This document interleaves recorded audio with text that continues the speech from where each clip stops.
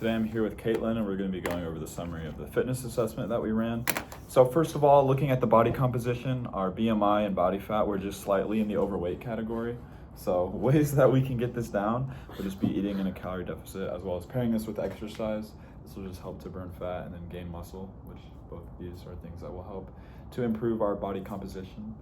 Next, going into the cardio test, the step test that we did, we got a VO2 max predicted of 44. This is slightly in the below average category, which isn't bad, but to get this up to average, we need that number to be 48 plus. So ways that we can do this would be by doing different forms of cardio. This can be 3 to 5 days per week of vigorous or moderate activity. This can be things like, I know you like playing basketball, so playing basketball, runs, stuff like that, as well as, going for runs, walking as well as counts for moderate, and just overall having an increased step count and things like that can increase your cardiorespiratory fitness. Moving on, looking at the muscular strength and endurance. First with strength, we see both the upper body, the bench press, and the hand grip. We had good scores for hand grip and great for bench press, so nothing to worry about there.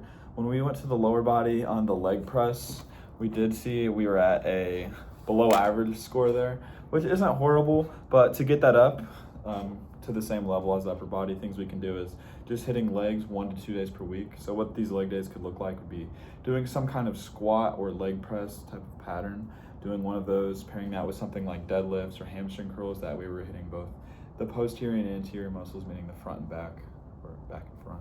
So this would look like doing 3 sets per muscle group, about 8 to 12 rep range. This will help with hypertrophy as well as strength. Hypertrophy is growing our muscles. And then looking at endurance scores, once again, our upper body, we had a great score on the bench press test, 34 reps. That's really good. That's the highest I've seen, so that had you in the great category.